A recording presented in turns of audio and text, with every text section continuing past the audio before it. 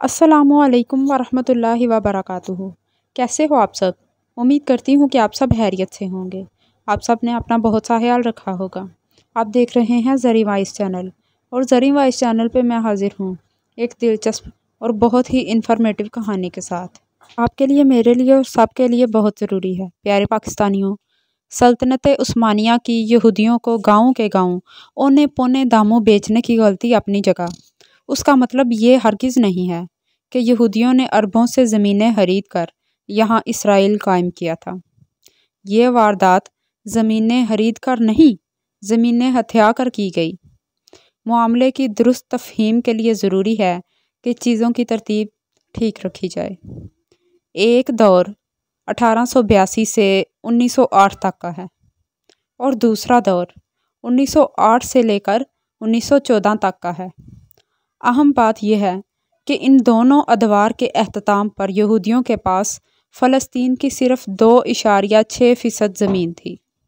ان دو ادوار میں بیچی گئی زمینوں کی غلطی اپنی جگہ، اور یہی غلطی یہودی ریاست کی تشکیل کے عوامل میں سے ایک عامل ہے۔ لیکن اصل واردات اس کے بعد ہوئی، جب برطانیہ نے فلسطین پر قبضہ کر لیا اور ایڈمنڈ ایلن بے نے کہا اب صلیبی جنگیں اپنے اختتام کو پہنچی۔ حالانکہ ایسا نہیں تھا۔ عربوں کو برطانیہ نے اس وعدے پر ساتھ ملایا کہ ان علاقوں میں عربوں کی حکومتیں بنیں گی۔ شریف حسین سے ایک تحریری وعدہ بھی لیا گیا تھا، لیکن ایک وعدہ تو یہودیوں سے بھی کیا جا چکا تھا کہ فلسطین میں ان کا قومی وطن قائم کیا جائے۔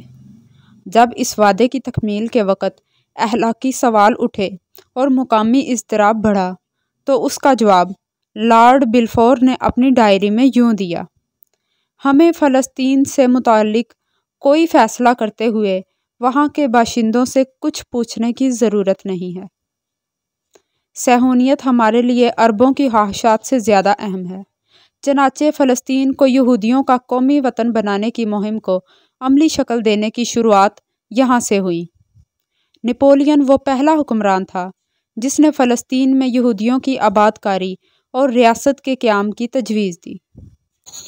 League of nations league of nations نے فلسطین کو انگریزوں کے انتداب میں دے دیا اور برطانیہ کو ہدایت کی کہ نہ صرف فلسطین کو یہودیوں کا وطن بنانے کے لیے ہر طرح کی آسانیاں فراہم کی جائیں، بلکہ صہیونی تنظیم کو باقاعدہ ریاستی نظم و نسق میں شامل کیا جائے۔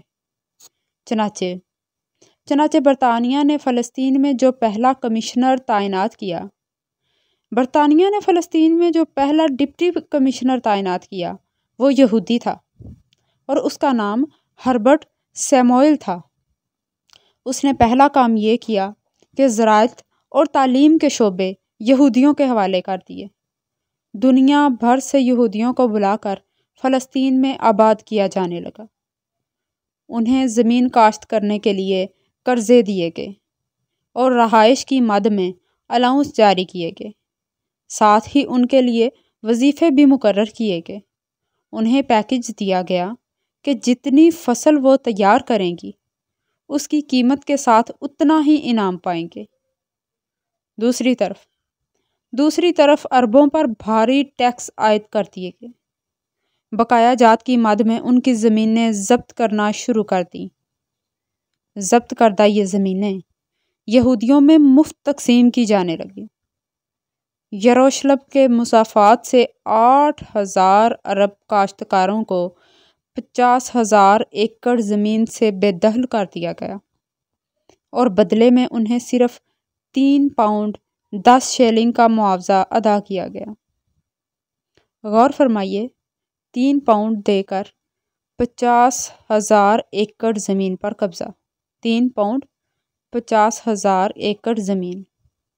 چنانچہ زمینیں بیچنے کے باوجود یہ عالم تھا کہ 1914 میں فلسطین میں یہودیوں کی تعداد جو کہ صرف 70,000 تھی، 1939 تک بڑھ کر 4.5 لاکھ تک جا پہنچی۔ یہودی جتھے فلسطین میں آنے لگے۔ وہ مسلح تھے، یعنی ان کے پاس اسلحہ ہوتا تھا۔ انہیں ہر قسم کا اسلحہ رکھنے کی مکمل آزادی تھی۔ کمشنر کی جانب سے انہیں نہ صرف اسلحہ کے لائسنس دیے گئے بلکہ اسلحہ بھی فراہم کیا گیا۔ مسلمانوں کے لیے البتہ قانون مختلف تھا، وہ اسلحہ نہیں رکھ سکتے تھے۔ حیفا میں عرب کسانوں کو اسلحہ رکھنے کے جرم میں سزائے موت تک دی گئی تھی۔ خنجر تک رکھنے پر پابندی تھی۔ کسانوں سے زرعی آلات برآمد کر کے کہا گیا کہ یہ خنجر ہیں یا خنجر سے مشابہت رکھتے ہیں، اور اس جرم میں انہیں ان کی زمینوں سے بے دخل کر دیا گیا اور زمینیں ضبط کر لی گئیں۔ درانتی رکھنے کے جرم میں زمینیں ضبط کر لی گئیں اور سزائیں سنائی گئیں کہ یہ بھی خنجر ہی ہیں۔ جب مسئلہ فلسطین کو 1947 میں اقوام متحدہ میں پیش کیا گیا تو اس ساری واردات کے باوجود عالم یہ تھا کہ فلسطین کی زمین کا صرف 6.5% یعنی 6.5 رقبہ یہودیوں کے قبضے میں تھا، لیکن اقوام متحدہ نے یہودیوں کو فلسطین کا 55% علاقہ دے دیا۔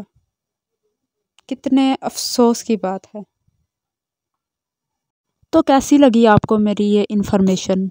اگر اچھی لگی ہو تو کمنٹ باکس میں ضرور بتائیے گا۔ میرے چینل کو سبسکرائب کریں، ویڈیو کو زیادہ سے زیادہ شیئر کریں۔ جلد ملتے ہیں ایک نئی کہانی کے ساتھ۔ اللہ حافظ۔